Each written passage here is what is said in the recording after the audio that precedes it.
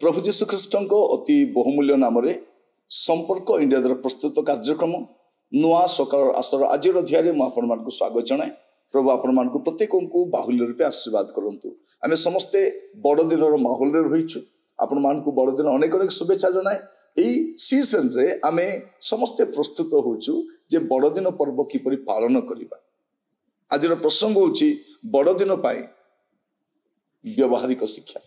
बड़ दिन पाए व्यवहारिक शिक्षा आपणकर काम आसव ए प्रकार पांचटी विषय कहवाई चाहे। प्रथम विषय हूँ आपणकर हृदय को परिष्कार करंतु।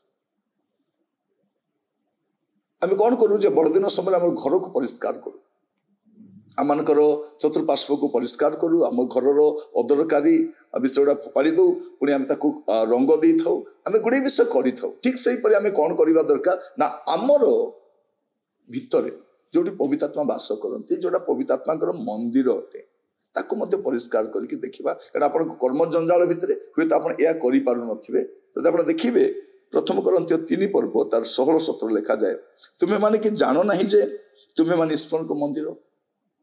आप जानी आप ईश्वर को मंदिर आ ईश्वर को आत्मा तुमान को मध्य वास करती। जदि कौन लोक ईश्वर को मंदिर को नष्ट करे तब ईश्वर ताको नष्ट करेंगे। कारण ईश्वर को मंदिर पवित्र से मंदिर तुम्हें माने। तो ये बड़ दिन समय कौन करेंगे प्रथम विषय जो पवित्र आत्मा वास करते आप हृदय मत परिष्कार करेंगे।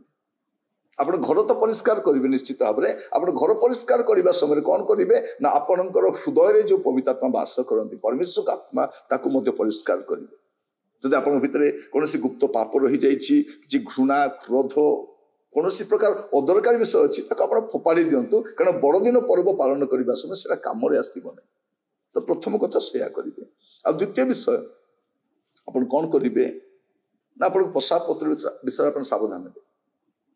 विशेषकर पोशाक पत्र किणवा समय माथ्यू 25 पर्व तार 36 पद गोटे सुंदर कथा लिखा जा। प्रभु जीशु कहवाई चाहती से देखा जा उलंग थिली मते वस्त्र परिधान करैलो, पीड़ित थिली मते संकलिल, कारागार थिली मते मो निकट को आसिल। तो देख उलंग थिली तो आपण चतुर्पार्श्व जो मानकर पोशाक पत्र नहीं गरीब श्रेणी लोक अच्छा से मत अनेबे सबू पैसा केवल निजपाई किणवे। आपण चर्च रे आपण बस्ती रे आपण एरिया रे अनेक गरीब श्रेणी लोक से चिंता करेंगे। आदि आध्यात्मिक चिंता देवाई चाहे आपण आध्यात्मिक वस्त्र आपणकर जीवन जहाँ आम परित्राण वस्त्र बोली कहू धार्मिकतार वस्त्र बोली कहू आपण सेटा को मत ध्यान दे। आपण पोशाक पत्र किणवा समय कौन करेंगे ना आपण द्वितीय विषय हूँ अन्य मानक भी चिंता करेंगे जे से पोशाक पत्र अच्छी ना नहीं से देखिए ध्यान देवे। से अन्य माने हुए तो से प्रकार नुहंती किंतु आपण टिके चिंता करेंगे जे प्रकार अन्य मानक पे आप किसी करें। आ तृतीय विषय कौन करेंगे ना आपण चतुर्पार्श्व जो विधवा अनाथ मान अच्छा से भूलतु ना।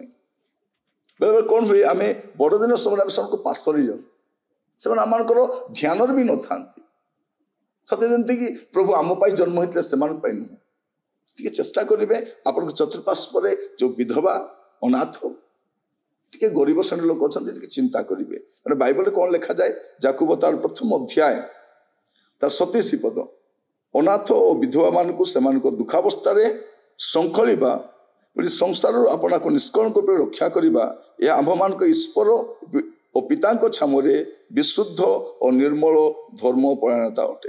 आप कौन करवा दरकार जे अनाथ और विधवा मान को आप स्मरण करेंगे। ବାସ୍ତବରେ ସେମାନଙ୍କର ଅବସ୍ଥା କେମିତି ରହିଛି ଏଇଟା ଆପଣ ଟିକେ ଧ୍ୟାନ ଦେବେ। ଏଇଟା ତୃତୀୟ ବିଷୟ। ଆଉ ଚତୁର୍ଥ ବିଷୟ କ'ଣ କରିବେ? ଚତୁର୍ଥ ବିଷୟ ହେଉଛି ଆପଣଙ୍କର ଚତୁଃପାର୍ଶ୍ୱରେ ଯେଉଁମାନେ ଏବେ ପର୍ଯ୍ୟନ୍ତ ଯୀଶୁଙ୍କୁ ଜାଣନ୍ତି ନାହିଁ ଆପଣ ସେମାନଙ୍କୁ ବି ଜଣେଇବେ। କାରଣ ଯୀଶୁ କେବଳ ଆପଣଙ୍କ ପାଇଁ ନୁହଁ ସେମାନଙ୍କ ପାଇଁ ମଧ୍ୟ ଆସିଥିଲେ। ଏଇଟା କରିବେ। କାରଣ ସାଧାରଣତଃ କ'ଣ ହୁଏ ଏ ବଡ଼ଦିନ ସମୟରେ କେବଳ ଆମେ ନିଜେ ପର୍ବ ପାଳନ କରିବା ବ୍ୟସ୍ତ ହଉ କିନ୍ତୁ ଆମ ଚତୁଃପାର୍ଶ୍ୱରେ ଅନେକ ରହିଛନ୍ତି ଆମେ ସେମାନଙ୍କୁ ସେ ବିଷୟରେ ଜଣେଇ ମଧ୍ୟ ନଥାଉ। ଲୁକ ତାର 2:10-11 ଲେଖାଯାଉଛି ସେଥିରେ ଦୂତ ସେମାନଙ୍କୁ କହିଲେ ଭୟ କର ନାହିଁ, ଦେଖ ମୁଁ ସମସ୍ତ ଲୋକଙ୍କର ଅତ୍ୟନ୍ତ ଆନନ୍ଦଜନକ ସୁସମାଚାର ତୁମମାନଙ୍କୁ ଜଣାଉଛି। ଆପଣ ଜାଣିଲେ କିନ୍ତୁ କାହାର ପାଇଁ ଏଇଟା ସମସ୍ତଙ୍କ ପାଇଁ ଅତ୍ୟନ୍ତ ଆନନ୍ଦଜନକ ସୁସମାଚାର। ତେଣୁ ଆପଣଙ୍କ ଚେଷ୍ଟା କରିବେ ଏଇଟା ଆପଣ ଏ ଆନନ୍ଦ ବଣ୍ଟାଯାଏ ତାକୁ ଆବଦ୍ଧ କରି ରଖାଯାଏନି। ତ ଏ ଆନନ୍ଦର ସୁସମାଚାର ଆପଣ ଅନ୍ୟମାନଙ୍କୁ ମଧ୍ୟ ଦେବେ ଯେପରି ସେମାନେ ମଧ୍ୟ ଏହାର ସହଭାଗୀ ହେଇପାରିବେ। ଏଇଟା ଚତୁର୍ଥ ବିଷୟ। ଏବେ ଯାଇ କହିନାହାନ୍ତି ଆପଣ ଅନ୍ୟମାନଙ୍କୁ ଜଣେଇବା ପାଇଁ ଚେଷ୍ଟା କରିବେ।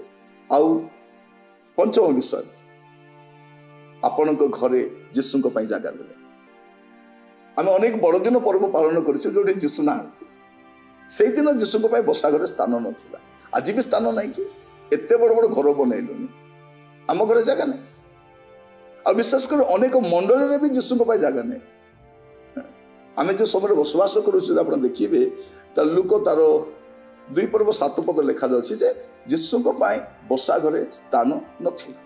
ଆପଣଙ୍କ ବସା ଘରେ ସ୍ଥାନ ଅଛି ନା ନାହିଁ? ସେମାନେ ଦୁର୍ଭାଗ୍ୟ ଲୋକମାନେ ସେମାନେ ସ୍ଥାନ ଦେଲେ ନାହିଁ। ଆପଣ ସ୍ଥାନ ଦିଅନ୍ତୁ ଆପଣଙ୍କ ମଣ୍ଡଳୀରେ ଯୀଶୁଙ୍କ ପାଇଁ। ଏଥର ବଡ଼ଦିନ ପର୍ବ ପାଳନ କରିବେ ଯୀଶୁଙ୍କ ସହିତ। ଯୀଶୁ ଆପଣଙ୍କ ମଣ୍ଡଳୀରେ ରହିବା ଦରକାର। ପ୍ରକାଶିତ ବାକ୍ୟ 3:20 ଲେଖାଯାଉଛି ଯୀଶୁ କହୁଛନ୍ତି ମୁଁ ବାହାରେ ଅଛି ଟିକେ ଦ୍ୱାର ଖୋଲି ଦିଅ ମୁଁ ବି ଭିତରକୁ ଆସିବି। ଆପଣ ଯୀଶୁଙ୍କର ବିନା ଆପଣ ବଡ଼ଦିନ ପାଳନ କରନ୍ତୁନି, ଯୀଶୁଙ୍କ ସହିତ ପାଳନ କରନ୍ତୁ। ଏଥରର ଆନନ୍ଦ ଟିକେ ଡବଲ ହେବା ଦରକାର। ପ୍ରଭୁ ଆପଣମାନଙ୍କୁ ଆଶୀର୍ବାଦ କରନ୍ତୁ। ପ୍ରାର୍ଥନା କରିବା। ଅନୁଗ୍ରହକାରୀ ପିତା ପରମେଶ୍ୱର ଆପଣଙ୍କୁ ଧନ୍ୟବାଦ ଦିଏ ଆପଣ ଦେଇଥିବା ସୁନ୍ଦର ଅବକାଶ ପାଇଁ। ମୁଁ ପ୍ରାର୍ଥନା କରୁଛି ପ୍ରଭୁ ଏଥରର ବଡ଼ଦିନ ଆମ ପାଇଁ ଗୋଟେ ଅବିସ୍ମରଣୀୟ ବଡ଼ଦିନ ହଉ, ଅନ୍ୟମାନଙ୍କ ପାଇଁ ଆଶୀର୍ବାଦର କାରଣ ହେବା ପାଇଁ ସାହାଯ୍ୟ କର। ଆମମାନଙ୍କ ପ୍ରତିଟି ବିଷୟରେ ଯତ୍ନ ନିଅ ପ୍ରଭୁ। ଆମମାନଙ୍କ ଜୀବନର ଅସଜଡ଼ା ବିଷୟ ଗୁଡ଼ାକ ସଜାଡ଼ିବା ପାଇଁ ମଧ୍ୟ ସାହାଯ୍ୟ କର। ଆଦର ମହିମା ଆପଣଙ୍କର ହଉ। ପ୍ରାର୍ଥନାଟି ମୋର ପ୍ରାଣର ପ୍ରିୟ ଯୀଶୁଙ୍କ ନାମରେ ମାଗିବି, ଆମେନ୍। ପ୍ରଭୁ ଆପଣମାନଙ୍କୁ ପ୍ରତ୍ୟେକଙ୍କୁ ବାହୁଲ୍ୟ ରୂପେ ଆଶୀର୍ବାଦ କରନ୍ତୁ। ପ୍ରଭୁ ଅନୁଗ୍ରହ କଲେ ଆସନ୍ତାକାଲି ପୁଣି ଗୋଟିଏ ନୂଆ ଅଧ୍ୟାୟରେ ଜଡ଼ିତ ହେବା। ବିଦାୟ ଦିଅନ୍ତୁ। ନମସ୍କାର।